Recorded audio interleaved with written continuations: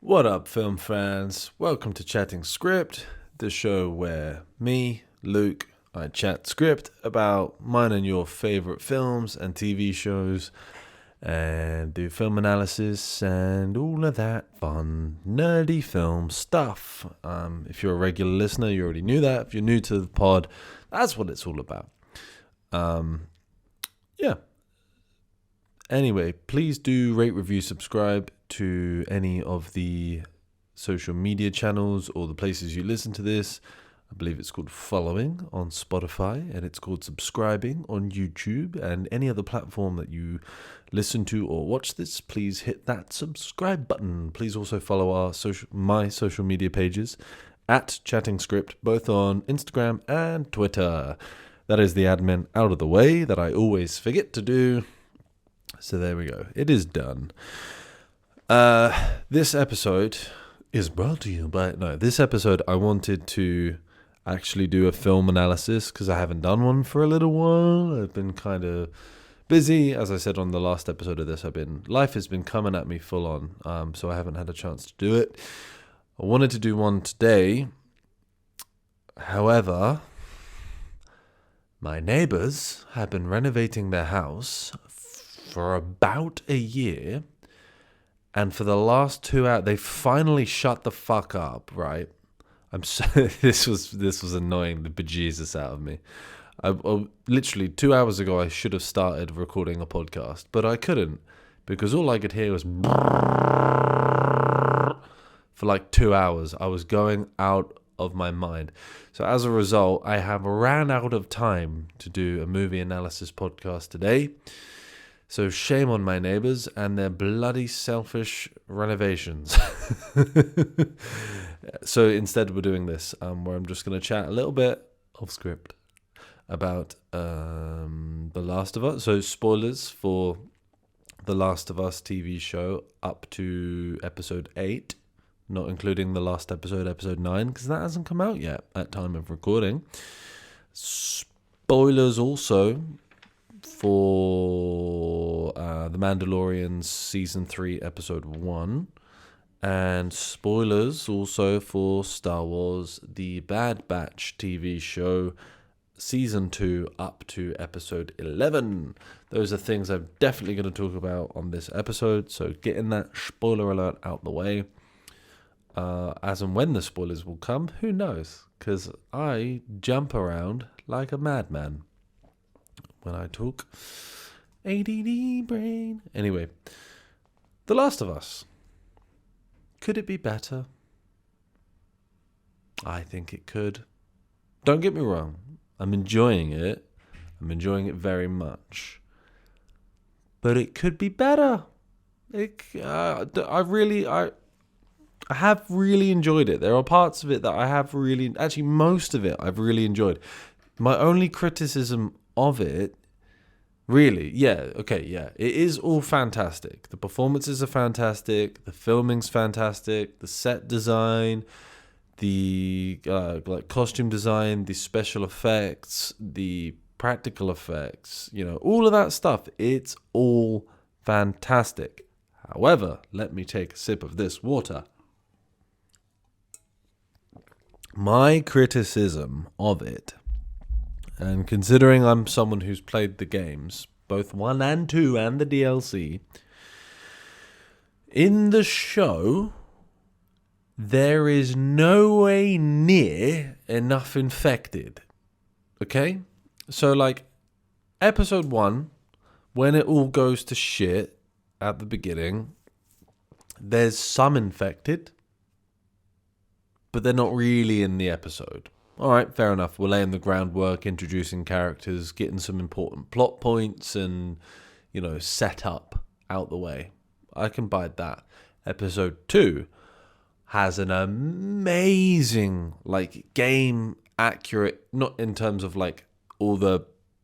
not just copy and pasting what happens in the game, but it has a game accurate in terms of, the atmosphere surrounding an encounter with the clicker infected, the ones that are blind but have that sort of, they click and it's like a sonar sort of thing.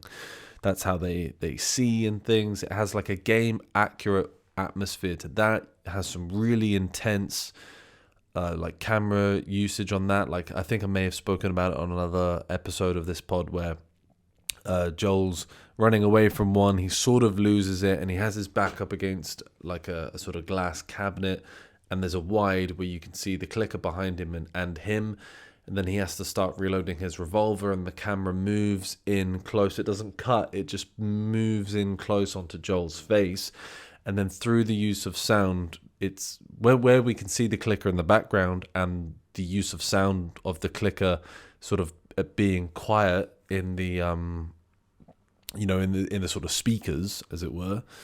Then when the camera moves into Joel, we don't hear anything from the clicker for ages, and then all of a sudden we hear the clicker quite loudly just through like the left-hand speaker, which indicates it's moved right near Joel's face. Really intense, really like heart racing, amazing. Episode 3, an amazing love story between Frank and Bill. Okay, fair enough. Episode 4, bit more character, blah, blah, blah. Episode 5 has an amazing sequence, but it's right at the end, involving a lot of infected. And that, something I will talk about a little bit more as well. It has a really game accurate sequence in it. Like it's more or less a copy of one of the sort of set pieces of the game, and that's great. But as of episode 8, that's the last time we saw any infected, was episode 5. So they're in the first one a little bit. They're quite prominent in the second episode.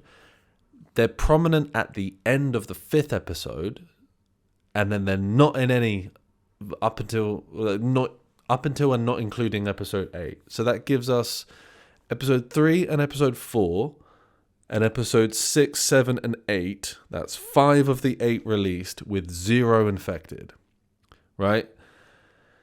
And I'm not saying that I want the show to have like more action sequences in it. It's sometimes, it's often at its best when it is focusing on the characters and the drama and the relationships and those sort of plot points. And I totally understand that, like, from a sort of like an adaptation point of view, those are the points that are a little bit more important when it comes to like driving the narrative of the story. Whereas when I'm talking about TV adaptation, whereas when you're playing the game, you can sort of get away with having more elements of infected interaction in it, because it doesn't look like filler because it's interactive gameplay. Whereas if they were just throwing in a bunch of different action sequences and infected moments in there, it may look like filler.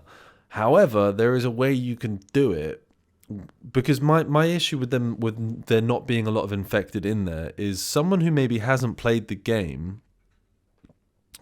It's almost easy to forget that there's a threat of infected. It's like that threat is, especially by the time you finish episode 8, the threat of the infected is basically non-existent.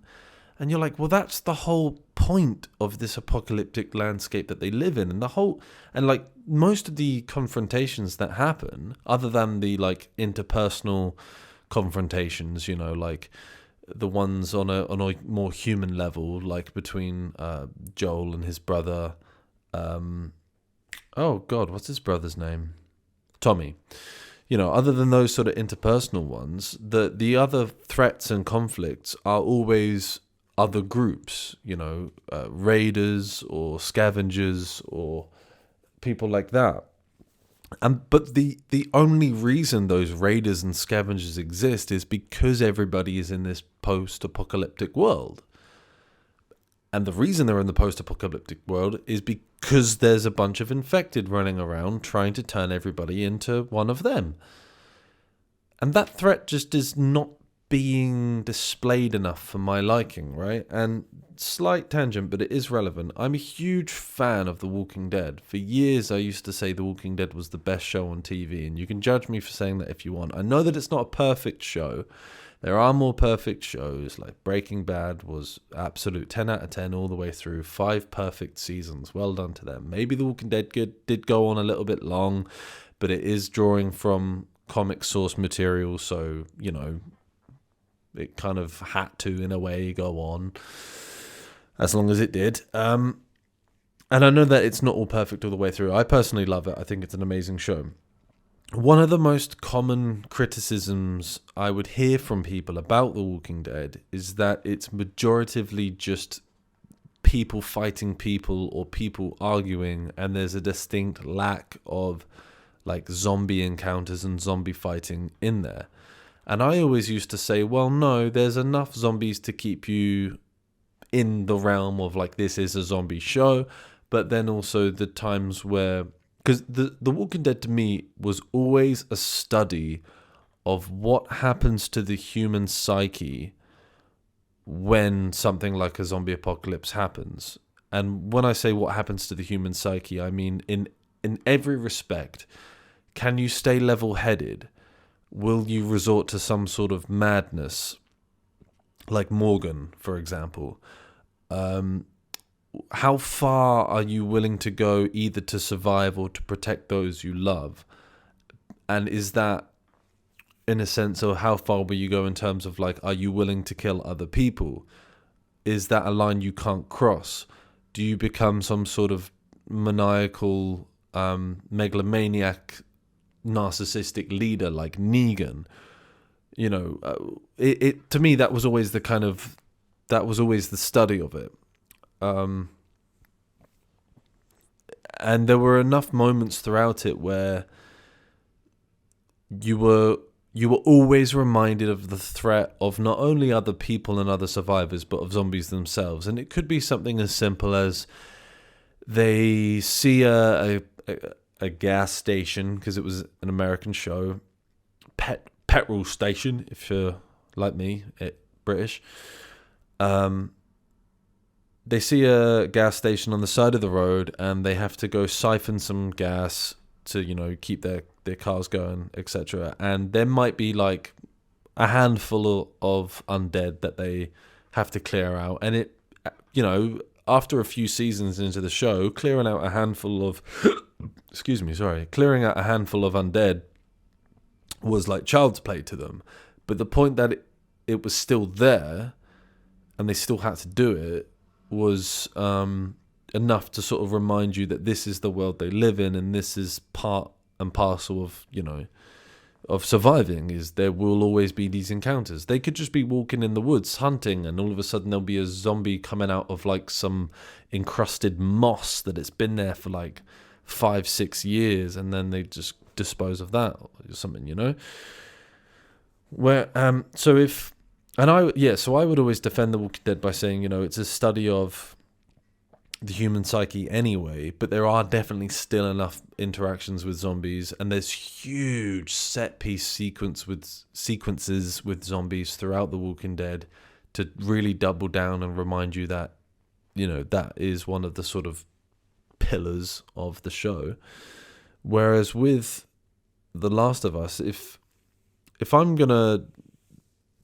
you want to treat it fairly and draw a comparison between that, then you also have to look at The Last of Us through the same lens and go, okay, well, it is ultimately an apocalypse show, a post-apocalypse sort of survival show. And yeah, you know, it's multi-layered in the sense that it's largely about Joel and Ellie's relationship, and Joel being a sort of grieving father figure, and Ellie, you know, being someone who hasn't had a lot of relationships with anybody. She's been quite alone, and she's quite young, so she needs that sort of parental figure or an older brother figure, or just someone really to sort of like, you know, love her platonically or romantically. Not saying Joel will love her romantically, because that's not their relationship, but you feel me, there's voids she needs filled, basically, you know, as is the case with many people anyway.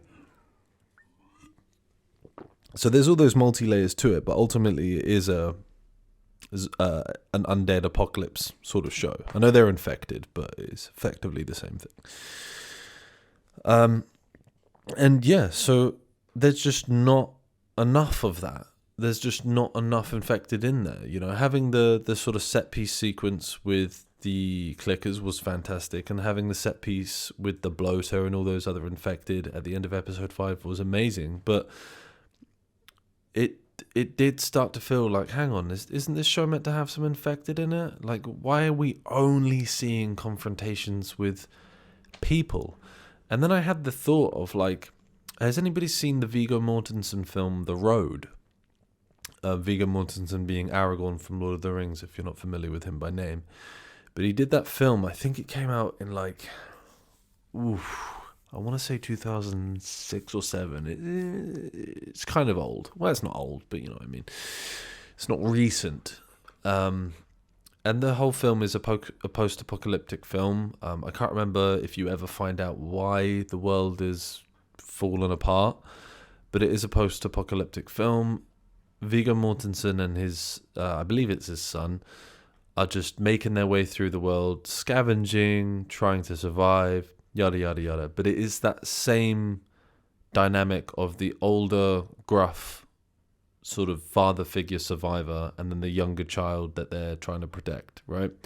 Same dynamic that we have with Joel and Ellie, the same dynamic that you had with Logan and X. I think her name was X, Weapon X, whatever it is, in Logan. You know, it's a dynamic that has effectively been done to death. But that's not to say it doesn't work or isn't good.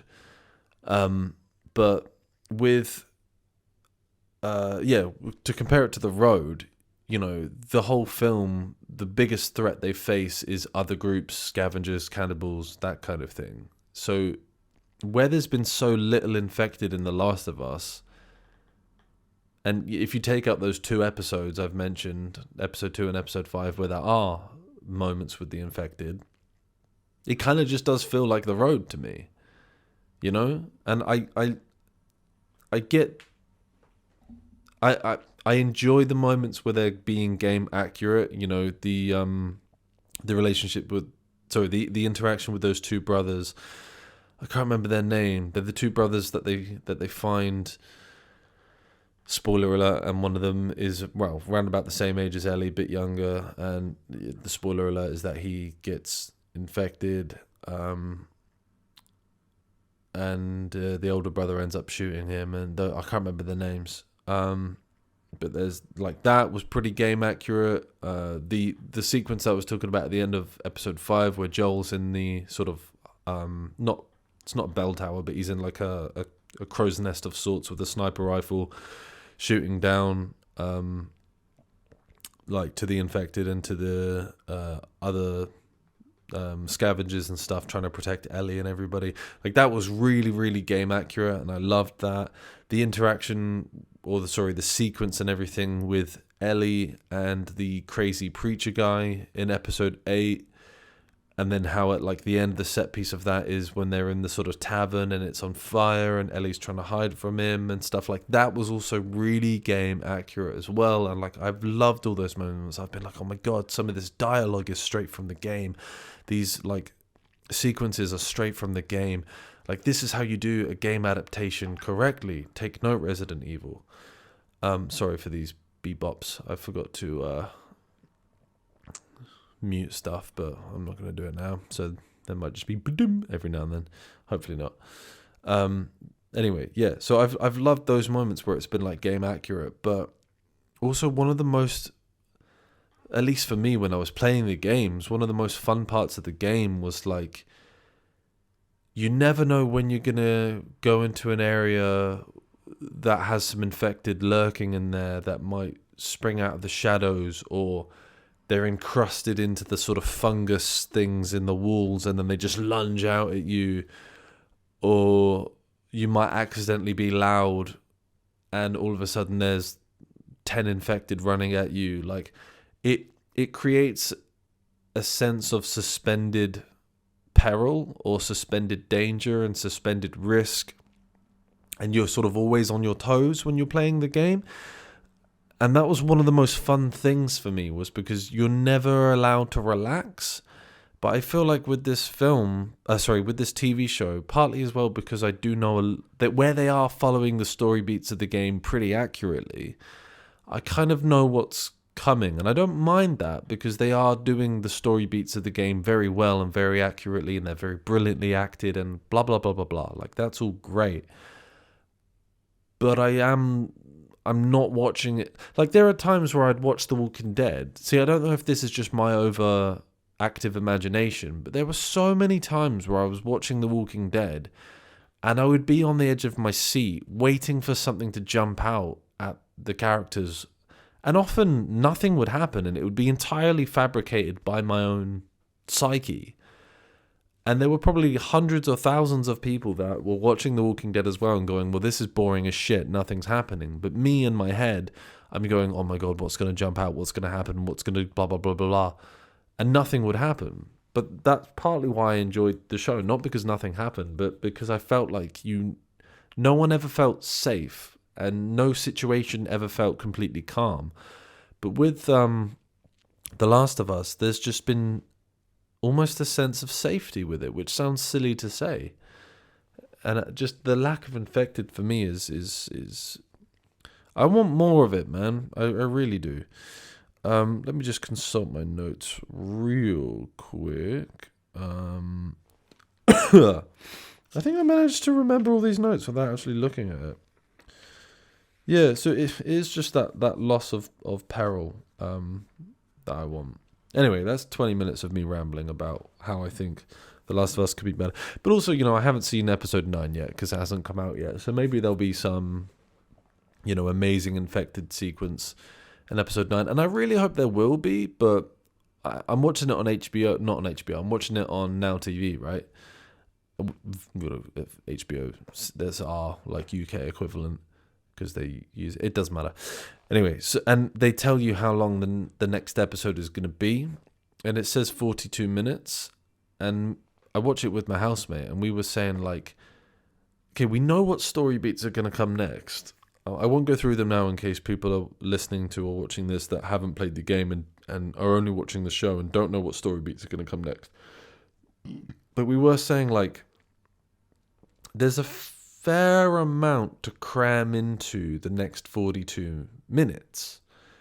They could do it, but one of the things we've enjoyed about the show as well is, like the preacher guy from episode 8, you don't really get a lot of backstory about that guy, and I'm pretty sure you don't get any scenes with him in that Ellie also isn't a part of. So just to sort of explain what I mean a little bit more, is we see scenes of him back at his camp with his people, leading them, reading out prayers to them, domineering them, all these kind of things that give him more substance than what you get in the game. Whereas you only sort of find out things about him in the game sort of anecdotally, like him telling Ellie things. I'm pretty sure anyway, if memory serves. So the TV show basically gives us more layers, unpacks things a bit more, which has been great. It's done that all the way throughout. It did it loads more with Bill and Frank. That was amazing. So, bueno for that. That's cool. If they're going to do that with episode 9 and the people and players that come into play in episode 9, I'm choosing my words carefully because, like I said, I don't want to spoil it for people. But the people and all that come into play and what should be the conclusion to this, is the conclusion to the first game, they may struggle to add more into it in episode 9. However, I wouldn't mind if they don't, because of how the second game plays out. And again, without trying to spoil it, you find out more about the people in the final sequence of the first game in the second game. So and that almost serves the narrative of the second game better, the fact that you don't know a lot about the people at the end of the first game. I hope I haven't said too much, but yeah. So I don't know. So my point was, that based on the runtime of that episode, I can't see them doing a big infected sequence in that episode to round things off, along with the actual sort of story and plot points that round out the first game. I'm assuming they're going to round out this series the same way the game finishes, because everything else has been pretty accurate all the way through. Anyway, we're going to move on to Mandalorian Season 3, Episode 1. I was super excited for this to come out, man. Again, without getting too tangential, Disney has been hit and miss with its Star Wars content. I've done a whole podcast on why I love The Last Jedi. If you disagree with me and you haven't listened to that podcast, please do before you come at me in comment sections. There are people who have come at me in comment sections on that episode, and I know haven't actually listened to the fucking thing, because the stuff they've written in their comments is null and void by the things I've said in the episode. So before you come at me, hear what I have to say, and then come at me with a well-constructed, informed argument instead of just being a whiny little bitch. Okay? Good. Anyway, some of the other things they kind of missed on was Obi-Wan. Had a great final episode. The rest of it was meh. And of course, The Force Awakens and Rise of Skywalker. I have very strong feelings about those not being great films. Rise of Skywalker more so than The Force Awakens. Stuff they've hit on, though: Mandalorian, Andor, The Last Jedi. Boba Fett, I did enjoy. Admittedly, was a lot stronger when it was mainly about the Mandalorian, more so than it was Boba Fett. But I did enjoy Boba Fett. I can't remember if I ever said this on a podcast, but I was talking to a friend about it. Well, not a friend, someone I know, and they were saying that they hated it because Boba Fett wasn't meant to be like that based on like the comics and stuff. And I'm like, well, in those comics that you're referring to, that's Boba Fett prior to being eaten by a Sarlacc. At least in the conversation I was having, they were directly referencing things when Boba Fett was younger, when he was more badass, when he wasn't, semi-devoured by a Sarlacc. And I didn't mind the Boba Fett TV show sort of justification for reining him in a little bit, because at this point in his life, he's at least middle-aged, he's getting on a little bit, and the life of a bounty hunter in Star Wars and all that stuff that goes with it is quite a brutal, short existence. Most of them end up dead, before they're 60, whereas Boba Fett is in that 50 to 60 range. He's having a change of tact. He's, instead of being a soldier effectively, and when I say soldier, I don't mean he works for an army, he is an independent bounty hunter, but instead of being a soldier, he's choosing to be a sort of a gang lord or a general, a leader of an organized crime syndicate, as opposed to being a foot soldier or a mercenary or a gun for hire or a bounty hunter. You get me? So I think it's almost wise for him, and If I want to read or whatever the stories of him being this like merciless, brutal killer, I can do that. I can go and read those comics. But what we don't have of Boba Fett is what is he doing in his old age. So that's what this show is giving us. So I didn't mind that. There was a lot of cheesy shit in it, like the Vespa things that those like tweens or whatever were riding was probably massively unnecessary. And I heard that Jon Favreau was massively against them, but Kathleen Kennedy, in her infinite wisdom, I suppose, insisted on them being there for some fucking reason. Probably because she thought it would make good merchandise. Because Disney's all about the money. Anyway. Yeah, so, it was hit and miss. Anyway. So, Mandalorian Season 3. Episode 1. I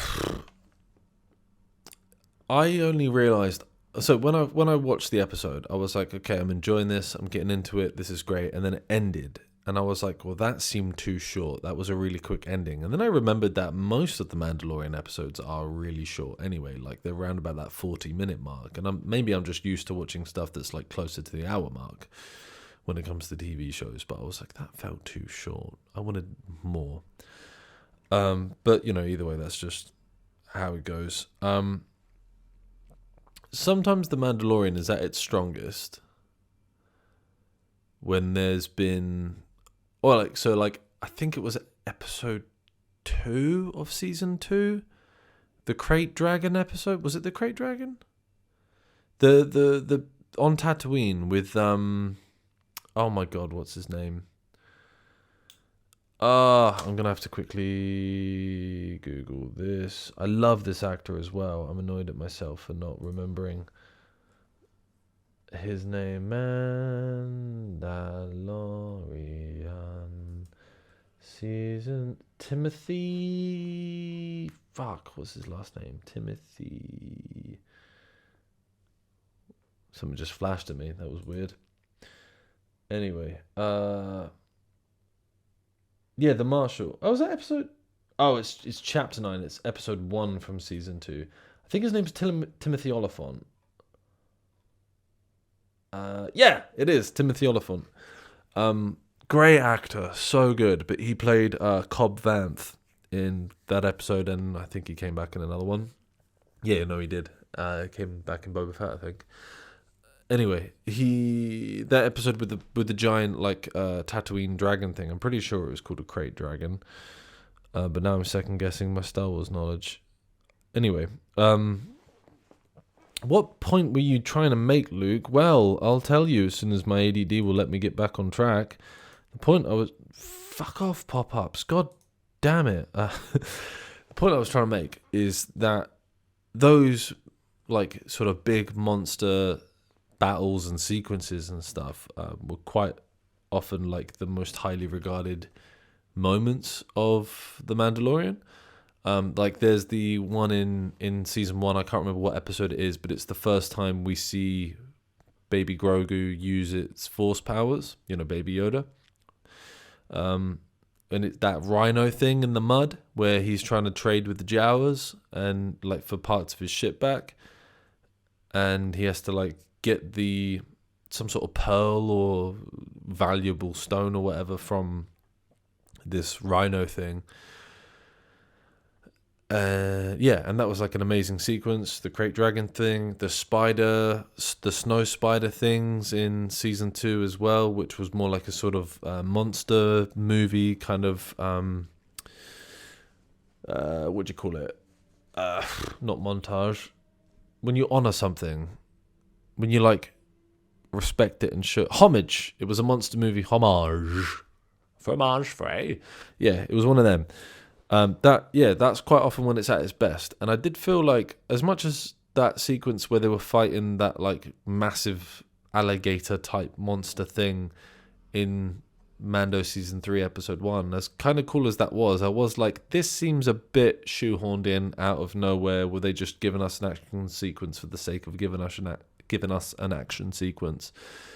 Maybe they were. Either way, it was pretty cool. But yeah, it did feel maybe... The only reason I bring that up as a point of potential criticism is because I was worried that maybe there was going to be too much flashy style over substance. And I was really hoping we were going to get a shitload of substance in this season, mainly because of what they were setting up in Boba Fett regarding the history of the Mandalore and, their planet and all the kind of the cult stuff, the Death Squad cult stuff that they have, and all this shit.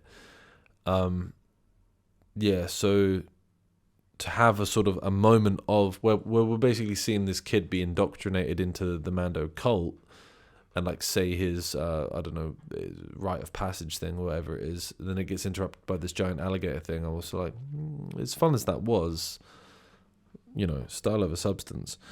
What else was I going to say? Oh yeah, I don't know if Hondo is going to be in this season. I feel like I saw somewhere that he's heavily rumored to be in it, which I was really excited about. Hondo is if you're not familiar with like the Clone Wars or Rebels animated shows, not the Clone Wars film, the Clone Wars animated TV series and the Rebels animated TV series, Captain Hondo is a fantastic fucking character.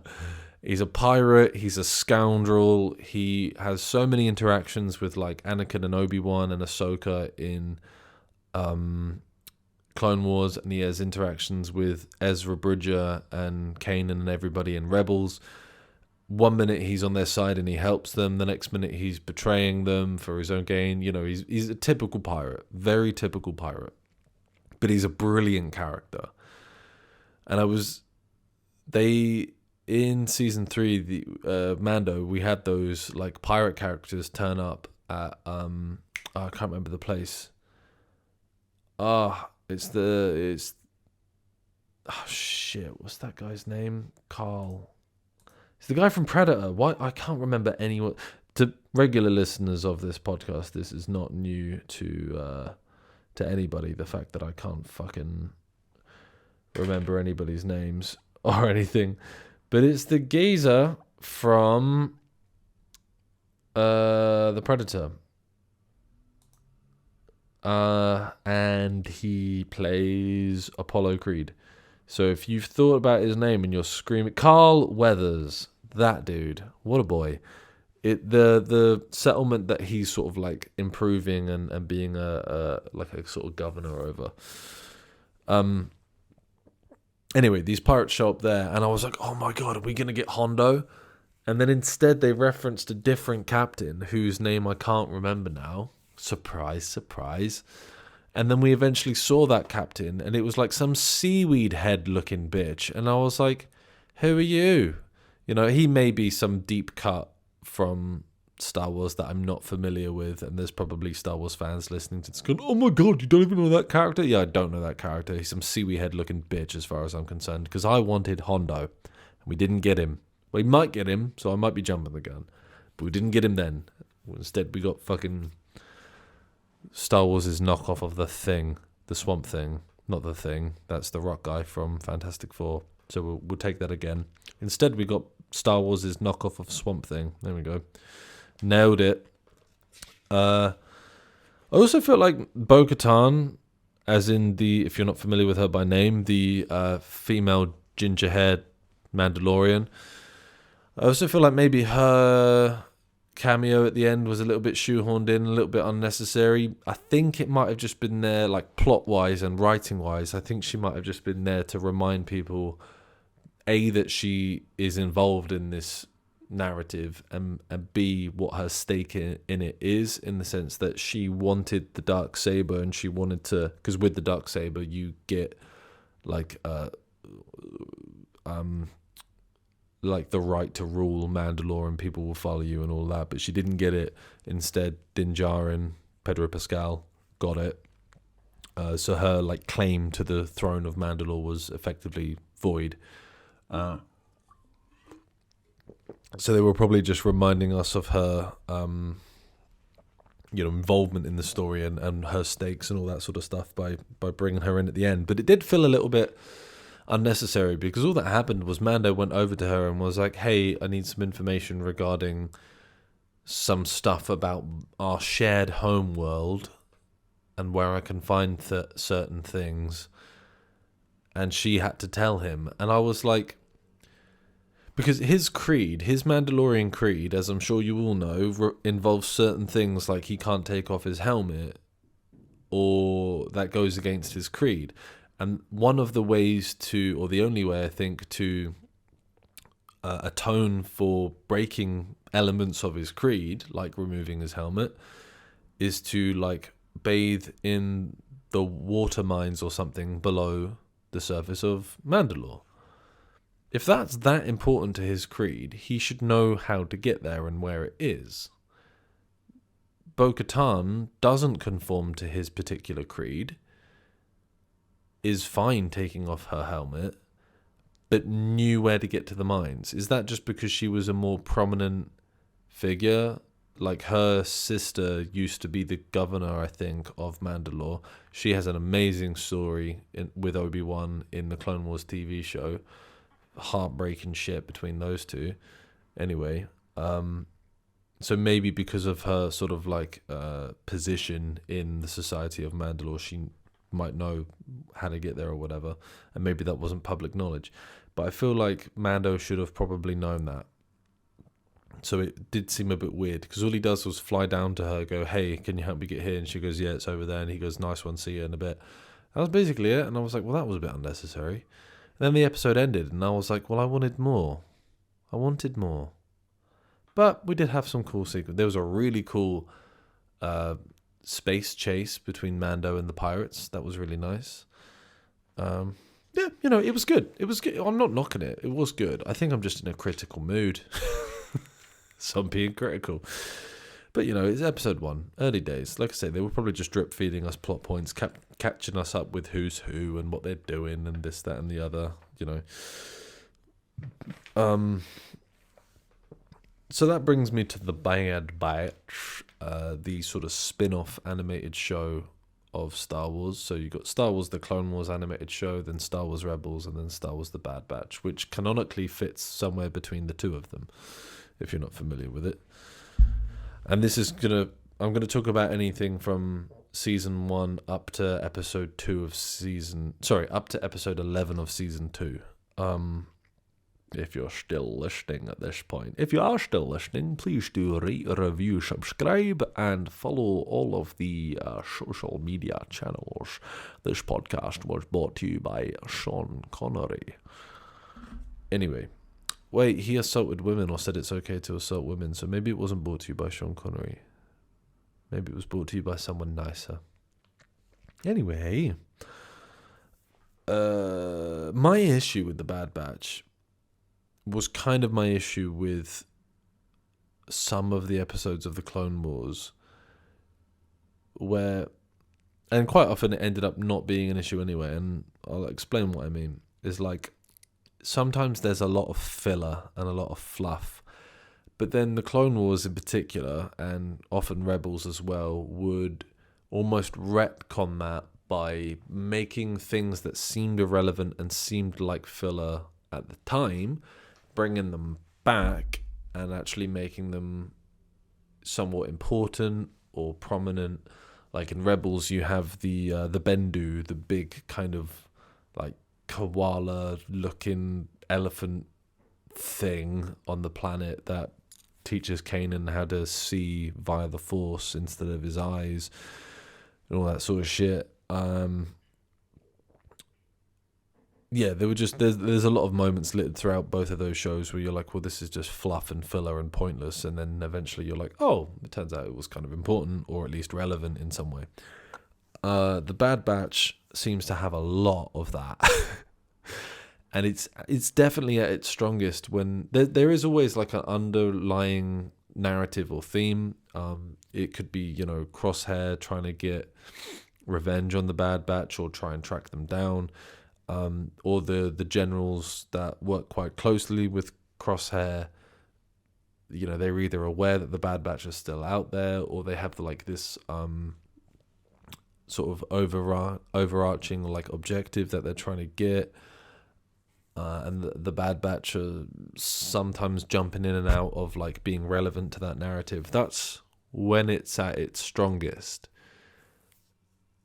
And there was even an episode where I don't think the Bad Batch were in it at all. And I was like, this is one of the best episodes. And it was not necessarily, I can't remember it now, but I remember thinking at the time, this isn't a massively action-based episode. Doesn't really have the Bad Batch in it. And it's been one of the best episodes because that narrative, that like overarching narrative was so prominent throughout it. And I was like, this is what we want. Whereas then every now and then you get like, they do that episode where they do effectively pod racing, and I was like, I don't give a shit, to be blunt,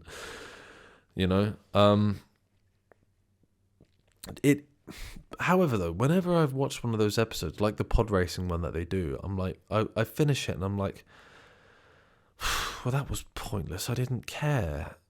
And then next week, before the episode comes out again, I'm always like, I'm really excited for the Bad Batch. I think it's just because I'm excited to be back in that sort of like fun Star Wars world. And that's the lore that keeps bringing me back to it. The lure, as in, like the attraction, not the Star Wars lore. That's the attraction that keeps bringing me back to it, because it is ultimately just good, fun Star Wars entertainment, which is great. But yeah, a lot of it is a bit kind of pointless. However, one of the cool things of the last episode they did, episode 11, was a really great episode. They brought back the Zillo Beast, which, if you're familiar with the Clone Wars animated show, was this it was essentially a King Kong homage. There's that word again, homage. It was a King Kong homage where you have this basically unkillable, massive, very destructive creature that they then take to a very civilized area. So they take it to Coruscant, and obviously King Kong gets taken to New York, breaks loose, fucks up a bunch of shit. They have to kill it, blah, blah, blah. And at the time, in that, I think it's in a trilogy or maybe a quadrilogy of episodes, Palpatine is still the Chancellor, and he hasn't become the Sith Lord yet, because this is Clone Wars era. He talks about cloning it, and then it's never mentioned again. And what the Bad Batch did was bring the Zilla Beast back and remind us of that sort of cloning thing. And I was like, oh, okay, this is cool. And then I started to worry that they're going to use this cloning plotline and storyline as a justification for cloning Palpatine and bringing him back in The Rise of Skywalker. I don't want them to retcon and justify and shoehorn that bullshit in, because that was one of the most annoying things about The Rise of Skywalker, is the fact that they were just like, oh, Palpatine's back, he's a clone, Snoke was just a clone puppet. Bullshit. I go into more detail on that on my episode about why The Last Jedi is amazing, and you can listen to that for that, because I'm not going to get into it now. But I really hope that's not what they're doing with this Zilla Beast cloning thing. Anyway, that's pretty much all I wanted to talk about now. I will do my damnedest to get a movie analysis episode at you for next week. Like I say, I would have done one today, but neighbours and their construction prevented it. Anyway, that's been Chatting Script. Again, please do rate, review, subscribe, hit the follow, hit the subscribe, follow the social media pages. It's all at Chatting Script everywhere you want to find it, except it's only on Twitter and Instagram, so it's not everywhere you want to find it. It's only in those two places. Goodbye, and have a lovely